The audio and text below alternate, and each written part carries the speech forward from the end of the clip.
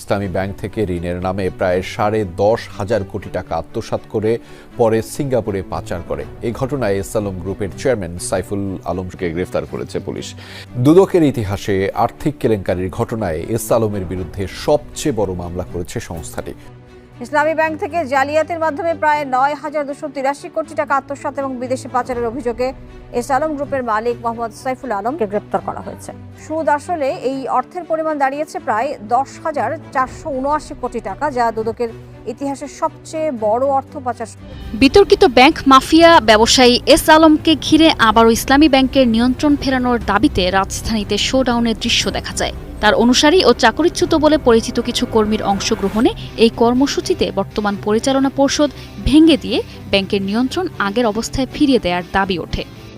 বিতর্কিত ব্যবসায়ী এস আলমের হাতে ইসলামী ব্যাংকের নিয়ন্ত্রণ ফেরাতে রাজধানীতে বড় ধরনের শোডাউন করেছেন তার অনুসারীরা। এতে ব্যাংক থেকে চাকরিচ্যুত কথিত কর্মীরাও অংশ নেন।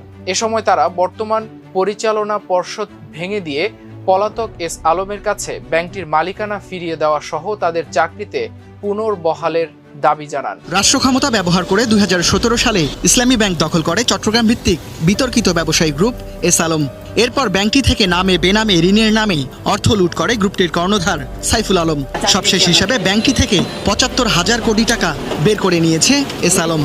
এস আলম গ্রুপের সাইফুলরা আওয়ামী লীগ সরকারের আমলে ইসলামী ব্যাংক সহ বাংলাদেশের বিভিন্ন আর্থিক প্রতিষ্ঠান থেকে হাজার হাজার কোটি কোটি টাকা দুর্নীতি লুটপাট এর মাধ্যমে আত্মসাৎ করে এবং বিভিন্ন দেশে তারা এই অর্থগুলোকে পাচার করে।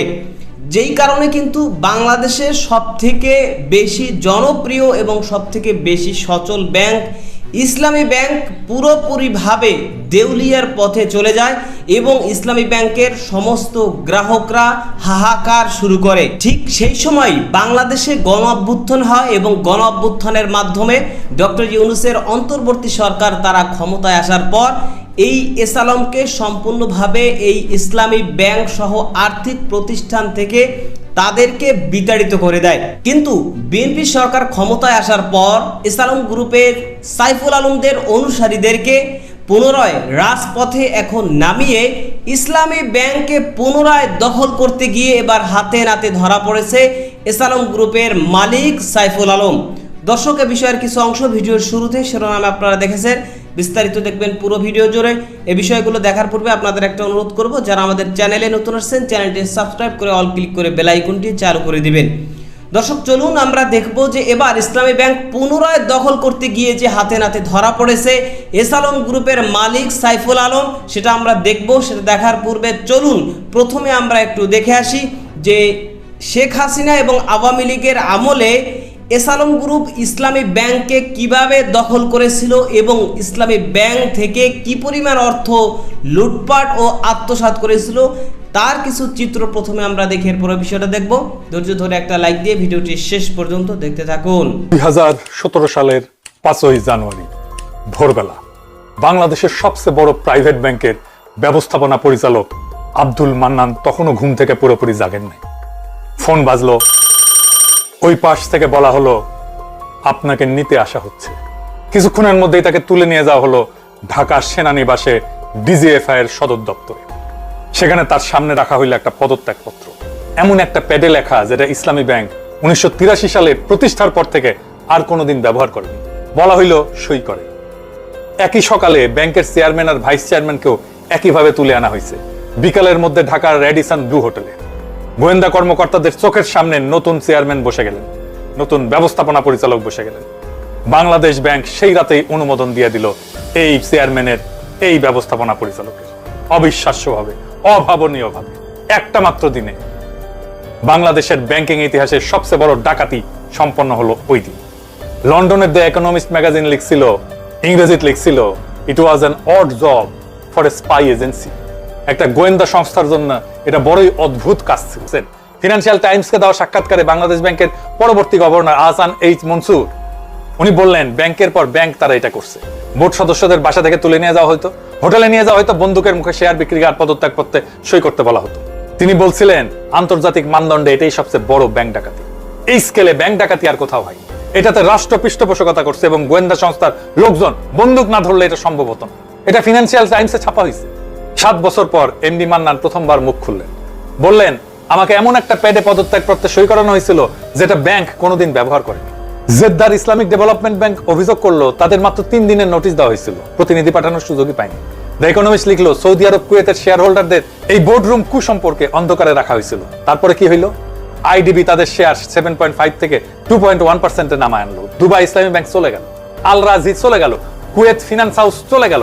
একটা আন্তর্জাতিক মানে প্রতিষ্ঠান থেকে সব আন্তর্জাতিক বিনিয়োগকারী পালায়ে গেল। আর ঢুকলো কে?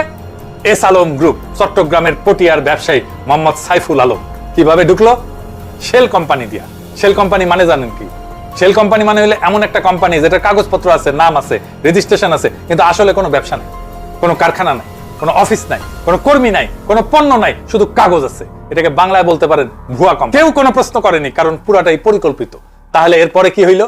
এইবার আসেন আসল গল্পে। এস আলম গ্রুপ ব্যাংকটা দখল করলো। তারপরে প্রথম ইনিংসে হইলো নিয়োগ বাণিজ্য। 2017 পর থেকে ইসলামী ব্যাংকের প্রায় 10,000 নতুন কর্মকর্তা নিয়োগ দেওয়া হলো। কোত্থেকে জানেন? কোত্থেকে? বেশিরভাগই পটিয়া থেকে, একটা জায়গা থেকে, ওই এস আলম যেটি জন্মাইছে, এস আলমের নিজের এলাকা। এটা যোগ্যতা না, আনুগত্য, এটাই ছিল নিয়োগের মাপকাঠি। এরপর শুরু হলো দ্বিতীয় ইনিংস, ঋণ আত্মসাৎ। দুদকের তদন্ত অনুযায়ী এস আলম তার নিজের লোকদের বিনিয়োগ আইটিআর বোর্ডের মূল পদে বসে ব্যাংকটাকে একটা ব্যক্তিগত ঋণ যন্ত্র পরিণত করল। সংখ্যাগুলো শোনে, এস আলম তার সহযোগীরা 7 বছরে 50,000 কোটি টাকা বেশি ঋণ নিচ্ছে এই ব্যাংক থেকে। ব্যাংকের মোট বকেয়া ঋণের 47% চলে গেছে এস আলমের কোম্পানিগুলোতে। দুদক তাদের ইতিহাসের সবচেয়ে বড় মামলায় 67 জনের বিরুদ্ধে 10,479 কোটি টাকার আত্মসাৎ এবং পাচারের অভিযোগ আনছে। 134টা ঋণের মাধ্যমে 9,283 কোটি টাকা চলে গেছে এই শেল কোম্পানিগুলোতে, মানে কাগজে কোম্পানিগুলোতে, যাদের কোনো আসল ব্যবসা নেই। ব্যাংকের ঋণ সীমা লঙ্ঘন করা হয়েছে বারবার, মানে যেই পরিমাণে ঋণ সে দিতে পারে না তার চেয়ে বেশি ঋণ বারবার সে দিছে নিয়ম ভেঙে। এস আলমের সুগার মিলের ঋণ সীমা 2,400 কোটি টাকা থেকে 3,800 কোটি টাকা করা হয়েছে, যেটা ব্যাংক কোম্পানি আইন সরাসরি লঙ্ঘন করে। ঝুঁকির স্কোর, এটা ব্যাংকিং এর ভাষা, আমি আর বললাম না। এটা খুবই উচ্চ ঝুঁকির একটা ঋণ। তারপর জামানত মাত্র 40 থেকে 70 ভাগ, যেখানে ব্যাংক ঋণ কখনোই দেওয়া সম্ভব না, তাও ঋণ বাড়ানো হয়েছে। বাংলাদেশ ব্যাংকের গভর্নর আহসান মনসুর পরে বলছেন ব্যাংকটা এস আলম গ্রুপকে খেয়ে ফেলার জন্য দেওয়া হয়েছিল, আর তারা সেই কাজ সম্পন্ন করছে। ব্যাংকটাকে ধ্বংস করছে, টাকাগুলো ডলার হয়ে দেশের বাইরে চলে গেছে। ফলাফল 2021 ডিসেম্বর থেকে বাংলাদেশের সবচেয়ে বড় প্রাইভেট ব্যাংক তারল্য সংকটে পড়লো। ব্যাংকের তারল্য সংকট মানে হইলো ব্যাংকের কাছে এখনই দেওয়ার মতো নগদ টাকা নেই। বাংলাদেশ ব্যাংক থেকে জরুরি ভিত্তিতে 13,820 কোটি টাকা সাহায্য নিতে হইলো ইসলামী ব্যাংককে, যেটা অবিশ্বাস্য ব্যাপার। এত বড় সুপার পারফর্মিং ব্যাংক তার লোন নিতে হচ্ছে। নিয়ন্ত্রক সংস্থার কাছে প্রয়োজনীয় তারল্য জমা দিতে না পেরে প্রত্যেকদিন জরিমানা দিতে হইতো সেই সময় ব্যাংকে। তৎকালীন গভর্নর আব্দুর রব তালুকদার টাকা ছাপায় 1.5 বছর ব্যাংকটাকে বাঁচায় রাখছিল, কিন্তু দায়ীদের বিরুদ্ধে কিছুই করেনি।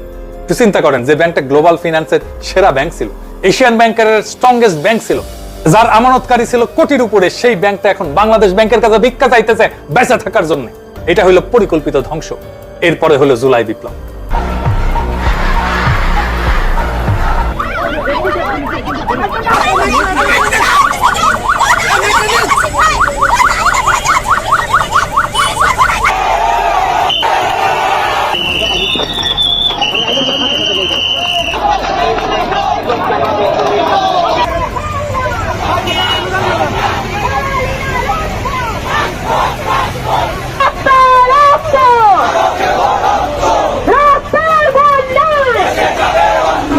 দুই 2024 5ই আগস্ট হাসিনা পলাইলো। নতুন সরকার এসে প্রথম যেটা করলো, এস আলমের লোকজনকে ব্যাংক থেকে বাইর করে দিল।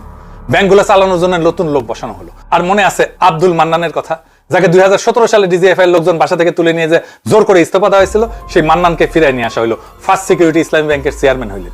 আর ব্যাংকের কি হলো? ঘুরে দাঁড়াইতে শুরু করলো। 5ই আগস্টের পর মানুষ ব্যাংক থেকে টাকা তুলছিল গড়ে প্রতিদিন 200 কোটি টাকা বেশি, যা জমা পড়ছিল তার চেয়ে। মানে ব্যাংক থেকে টাকা বাড়িয়ে যাচ্ছিল ঝরঝর করে। কয়েক মাসের মধ্যে সেই ব্যবধান নেমে আসলো 6 কোটিতে। মানে মানুষ আবার ব্যাংকে টাকা রাখতে শুরু করলো, আস্থা ফিরে আসলো। তারপর সরকার আরো বড় পদক্ষেপ নিল। এস আলমের হাতে যে 5টা ব্যাংক ছিল, ফার্স্ট সিকিউরিটি, সোশ্যাল ইসলামী, ইউনিয়ন, গ্লোবাল ইসলামী আর এক্সিম, এই 5টাকে জুড়ে দিয়ে একটা বানানো হলো। নাম দেওয়া হলো সম্মিলিত ইসলামী ব্যাংক। সরকার নিজের পকেট থেকে 35,000 কোটি টাকা ঢাললো যাতে ব্যাংকটা দাঁড়াইতে পারে। আর যারা আগে মালিক ছিল, এস আলম, তার পরিবার, তাদের শেয়ারের দাম করা হলো 0, মানে তাদের কিছুই রইল না সম্পদ হিসাবে। আসলেই তো তাই, নিজের টাকা তো নিচে, গ্রাহকের টাকা, আমানতকারীদের টাকাও নিয়ে চলে গেছে। তার তো শূন্য হওয়ার কথা, তার তো টাকা দেওয়ার কথাই ব্যাংক। সহজ ভাষায় লুটেরাদের বের করে দেওয়া হলো, দোকান সরকার নিজে চালানো শুরু করলো আর লুটের টাকা উদ্ধারের চেষ্টা শুরু হলো। মনে হচ্ছিল শেষ পর্যন্ত ন্যায় বিচার হবে, কিন্তু যায় দিন ভালো আসে দিন খারাপ। তারপরে বিএনপি ক্ষমতায় আসলো। বিএনপি ক্ষমতায় আসার পরে যেটা হওয়ার কথা ছিল না সেটাই হইল। সংসদে পাশ হইল ব্যাংক রেজুলেশন অ্যাক্ট 2026। এই আইনে একটা নতুন ধারা যোগ করা হলো, ধারা 18A। এই ধারা কি বলে? একীভূত ব্যাংকের পুরনো মালিক বা পরিচালকরা সরকার বা বাংলাদেশ ব্যাংকের বিনিয়োগকৃত অর্থের মাত্র 7.5 ভাগ অগ্রিম দিয়ে ব্যাংকের দখল ফিরে নিতে পারবে। বাকি 92.5 ভাগ 2 বছরে 10% সুদে শোধ করলেই হবে। বোঝেন ব্যাপারটা? সরকার 35,000 কোটি টাকা ঢালছে এই ব্যাংকগুলোকে বাঁচাইতে, জনগণের টাকা। পুরনো মালিকদের শেয়ার শূন্য নামাইছে, কারণ তারা প্রমাণিতভাবে ব্যর্থ, প্রমাণিতভাবে লুটেরা। দুদক মামলা করছে, ফরেনসিক অডিট হয়েছে, আন্তর্জাতিক মিডিয়া এটা সবচেয়ে বড় ব্যাংক ডাকাতি বলা হয়েছে। এখন সেই টাকার 7.5% মানে 2,500 কোটি টাকার মতো দিয়া পুরনো মালিকেরা সবকিছু ফেরত নিতে পারবে। যারা ব্যাংক লুট করছে তারাই আবার সেই ব্যাংকের মালিক হবে। বাংলাদেশ ব্যাংকের বিগত গভর্নর আহসান হাবিব মনসুর, যাকে মপ করে সরায় দেওয়া হয়েছে, তার শেষ সংবাদ সম্মেলনে কি বলছিল দেখেন। এই কুচক্রী মহল এরা চাচ্ছে এটা ব্যর্থ, এরা চাচ্ছে এটা ব্যর্থ হয়ে গেলে আবার পূর্বের মালিকদের কাছে এই ব্যাংকগুলোকে ফেরত দিতে পারবে এবং তারা লুট করবে এবং সরকারের টাকাটাও তারা সুন্দরভাবে তারা পকেটে পেয়ে যাবে। অর্থাৎ একটা ব্যাংকে একটু ভালো অবস্থায় নিয়ে আসা হয়েছে, সরকার থেকে তো 32,000 কোটি টাকা দেওয়া হয়েছে, এই টাকাটাও তারা বেনিফিটটা পাবে এখন যদি ব্যাংকটা তারা পায়। তিনি কিন্তু বলছিলেন এই 5 ব্যাংক পুরনো দুর্বৃত্ত মালিকদের ফিরিয়ে দেওয়ার পায়চারা চলতেছে। শুধু তাই না, মাত্র কয়েকদিন আগে 12 এপ্রিল 2026 ইসলামী ব্যাংকের এমডি ওমর ফারুক খানকে বাধ্যতামূলক অবসরে পাঠানো হয়েছে। এই ওমর ফারুককে জানেন 1986 সাল থেকে ইসলামী ব্যাংকে ছিলেন। আওয়ামী আমলে তাকেও জোরপূর্বক পদত্যাগ করানো হয়েছিল। বিপ্লবের পর ফিরে আসছিলেন, ব্যাংক ঘুরে দাঁড়ানোর কাজ করতেছিলেন, আর এখন বাংলাদেশ ব্যাংকের নির্দেশে তাকে সরানো।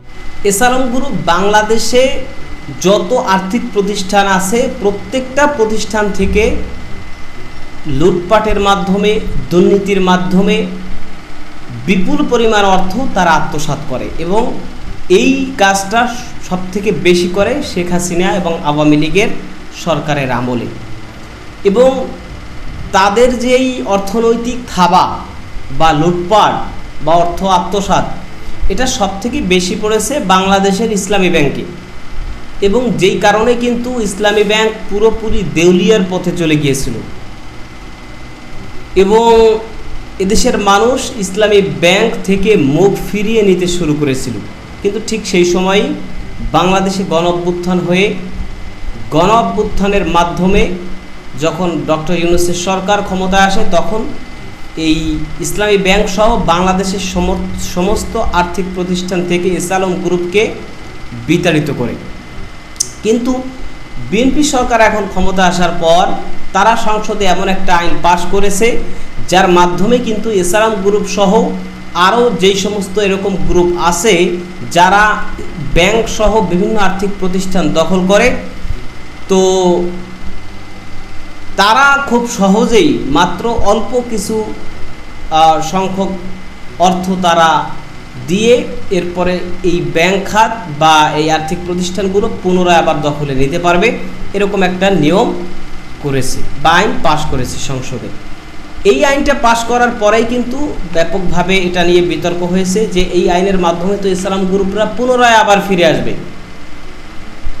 এই আলোচনা চলতে না চলতেই গত পরশুই এই ইসলামী ব্যাংকে যে মতিঝিল শাখা, প্রধান শাখা ইসলামী ব্যাংকের, সেখানে এই ইসলাম গ্রুপের অনুসারী যারা, তার সাঙ্গপাঙ্গ যারা, তারা সেখানে আন্দোলন শুরু করেছে যে ইসলাম গ্রুপকে পুনরায় যাতে করে আবার ফিরিয়ে আনা হয় এবং ইসলাম গ্রুপের হাতে যাতে করে ইসলামী ব্যাংকে পুনরায় দেওয়া হয়, এই দাবিতে। তো তাহলে বুঝেন যে আবারও বাংলাদেশের এই ইসলামী ব্যাংক সহ আর্থিক প্রতিষ্ঠানগুলোকে ধ্বংস করার জন্য তারা কিন্তু উঠে পড়ে লেগেছে।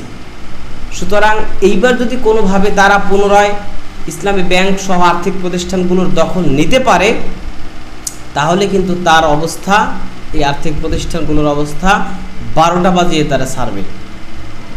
তো যেই কারণে এদেশের মানুষের একটাই দাবি যে ইসলাম গ্রুপ সহ যারাই এরকম লুটপাটকারীরা রয়েছে তাদের অবশ্যই কোনো ধরনের কোনো সুযোগ না দিয়ে তাদেরকে এখন বিচারের মুখোমুখি করা উচিত। আপনি এই বিষয়ে কি মনে করছেন সেটা কমেন্ট সেকশনে জানাতে পারেন। ভালো থাকবেন, সুস্থ থাকবেন, দেখা হবে নতুন কোনো ভিডিওতে, কথা হবে নতুন কোনো বিষয়ে। আজকে পর্যন্তই। আসসালামু আলাইকুম ওয়া রাহমাতুল্লাহ।